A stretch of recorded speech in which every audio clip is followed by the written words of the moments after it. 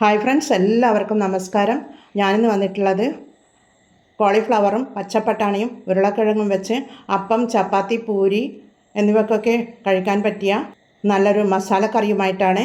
എന്നാൽ അതെങ്ങനെയാണ് ഉണ്ടാക്കുന്നത് നമുക്ക് നോക്കാം. ഒരു 1/4 കപ്പ് പച്ചപ്പട്ടാണി വെള്ളത്തിലിട്ട് സോക്ക് ചെയ്തിട്ട് വെച്ചിട്ടുള്ളതാണ്.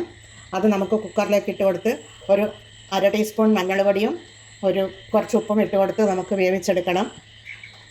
പിന്നീട് ഇതിനു വേണ്ടി ഒരു ഉരുളക്കിഴങ്ങ് ഞാൻ കുക്കർ വേവിച്ചെടുത്ത് വെച്ചിട്ടുള്ളതാണ്. അതവിടെ മാറ്റി വെക്കാം. പിന്നീട് ഒരു 300 ഗ്രാം കോളിഫ്ലവർ എടുത്തിട്ടുണ്ട്. അത് അതൊരു തിളച്ച വെള്ളത്തിൽ മഞ്ഞൾ ഇട്ട് കൊടുത്ത് ഉപ്പും മഞ്ഞളും ഇട്ട് കൊടുത്തൊന്ന് തിളപ്പിച്ചെടുക്കണം. ഒരു പാത്രത്തിൽ വെള്ളം തിളക്കാനായി വെച്ചിട്ടുണ്ട്. അതിലേക്ക് നമുക്ക് 1 ടീസ്പൂൺ ഉപ്പിട്ട് കൊടുക്കാം. അതുപോലെ ഒരു 1/4 ടീസ്പൂൺ മഞ്ഞൾ പൊടി ഇട്ട് കൊടുക്കാം. അതിനുശേഷം ഈ കോളിഫ്ലവർ ഇട്ട് കൊടുക്കണം. തിളച്ച് വന്നാൽ മാത്രമേ ഇട്ട് കൊടുക്കാൻ പാടുള്ളൂ. വെള്ളം ഇവിടെ തിളച്ച് വരുന്നുണ്ട്. ആ വെള്ളത്തിൽ നമുക്ക് കോളിഫ്ലവർ ഇട്ട് കൊടുക്കാം. ഒന്ന് അണുവിമുക്തമാക്കിയാൽ മതി. പുഴുക്കളൊക്കെ ഉണ്ടെങ്കിൽ അതൊക്കെ ഒന്ന് പോയി കിട്ടും. ഇതിവിടെ തിളച്ച് വരുന്നുണ്ട്. നമുക്കിതൊരു സ്ട്രെയിനറിലേക്ക് ഇട്ട് കൊടുക്കാം. ഇതുപോലെ സ്ട്രെയിനറിലേക്ക് ഇട്ട് കൊടുക്കാം.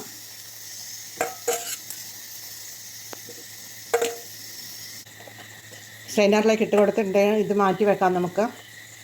പിന്നീട് ഈ കറി ഉണ്ടാക്കാനായി ഞാനൊരു പാൻ സ്റ്റൗ ചെയ്ത് വെച്ച് കൊടുത്തിട്ടുണ്ട്. അതിലേക്ക് 1 ടീസ്പൂൺ വെളിച്ചെണ്ണ ഒഴിച്ച് കൊടുക്കുന്നുണ്ട്. പിന്നീട് 1 ടീസ്പൂൺ കടുക് ഇട്ട് കൊടുക്കാം. അതുപോലെ 1/2 ടീസ്പൂൺ ജീരകമാണ് ഇട്ട് കൊടുക്കുന്നത്.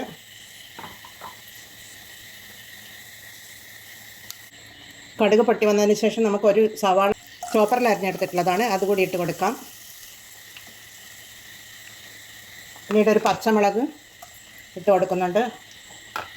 ഇളക്കി കൊടുക്കാം.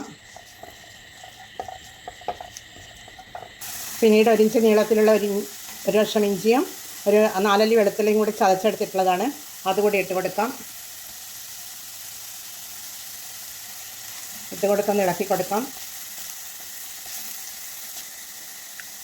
പിന്നീട് ഒരു വലിയ തക്കാളിയാണ് നീളത്തിൽ അരിഞ്ഞെടുത്തിട്ടുള്ളതാണ്, അതുകൂടി ഇട്ട് കൊടുക്കുന്നുണ്ട്. എന്നിട്ട് ഒന്നുകൂടി ഇളക്കി കൊടുക്കാം.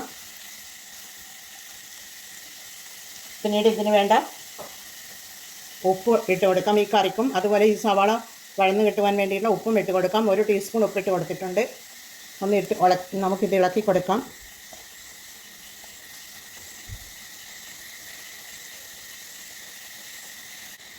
സവാളയും തക്കാളിയും ഇവിടെ വഴന്ന് കിട്ടുവാൻ വേണ്ടി ചെറിയ ഫ്ലെയിമിൽ വെച്ച് കൊടുത്ത് ഒരു 2 മിനിറ്റ് നമുക്ക് മൂടിയിട്ട് വെച്ച് കൊടുക്കാം. ഇതിവിടെ റെഡിയായിട്ടുണ്ട്. നല്ലതുപോലെ വഴന്ന് വന്നിട്ടുണ്ട്. ഇനി നമുക്ക് പൊടികൾ ഇട്ട് കൊടുക്കാം. ഒരു 1/2 ടീസ്പൂൺ മഞ്ഞൾ പൊടിയാണ്, അതിട്ട് കൊടുക്കുന്നുണ്ട്.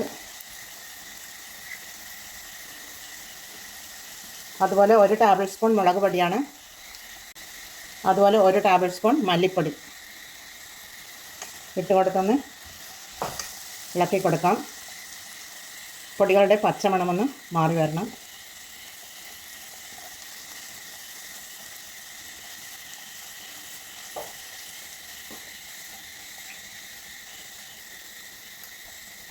പിന്നീട് ഇതിലേക്ക് വെജിറ്റബിൾ മസാലയാണ്, ഇതിട്ട് കൊടുക്കാം.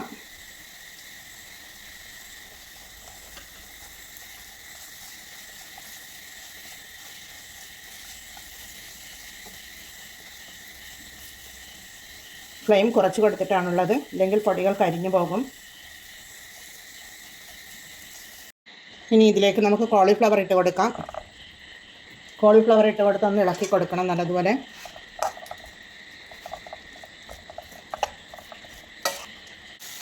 കോളിഫ്ലവർ തിളച്ച വെള്ളത്തിൽ ഇട്ട് കൊടുത്തതുകൊണ്ട് പാതി വെന്ത് വന്നിട്ടുണ്ട്. ഇനി മുഴുവനായി വെന്ത് കിട്ടുവാൻ വേണ്ടി കുറച്ച് വെള്ളം ഒഴിച്ചു കൊടുക്കാം. ഒരു 1/4 കപ്പ് വെള്ളം ഒഴിച്ചു കൊടുക്കുന്നുണ്ട്.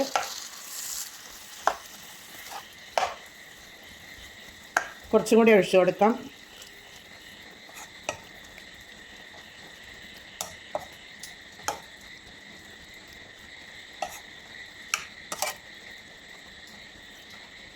ഇത് അടച്ചു കൊടുത്തൊന്ന് വേവിച്ചെടുക്കാം. കോളിഫ്ലവർ ഇവിടെ വെന്ത് വന്നിട്ടുണ്ട്. നല്ലതുപോലെ വെന്ത് വന്നിട്ടുണ്ട്. ഇനി നമുക്ക് വേവിച്ച് വെച്ച ഉരുളക്കിഴങ്ങ് ഇട്ട് കൊടുക്കാം. വേവിച്ച് വെച്ച ഉരുളക്കിഴങ്ങാണ്, അതിട്ട് കൊടുക്കാം. പിന്നീട് കുക്കറിൽ വേവിച്ചെടുത്ത 1/4 കപ്പ് പച്ചപ്പട്ടാണി ഉണ്ടല്ലോ അതുകൂടി ഇട്ട് കൊടുക്കാം. ഇട്ട് കൊടുത്തൊന്ന് ഇളക്കി കൊടുക്കാം.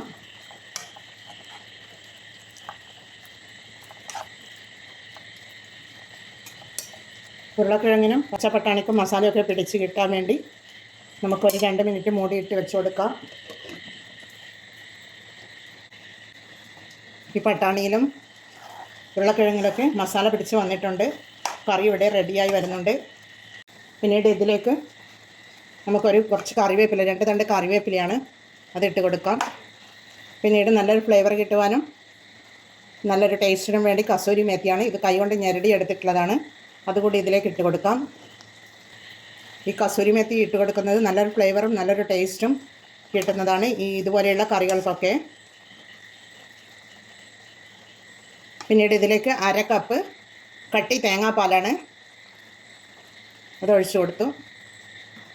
തേങ്ങാപ്പാൽ ഒഴിച്ചു കൊടുക്കുന്നതിൻ്റെ ഗുണം കറിക്ക് നല്ലൊരു ടേസ്റ്റും മസാലയുടെ കുത്തും എരിവുമൊക്കെ പോയി കിട്ടും. അതുകൊണ്ടാണ് തേങ്ങാപ്പാൽ ഒഴിച്ചു കൊടുക്കുന്നത്.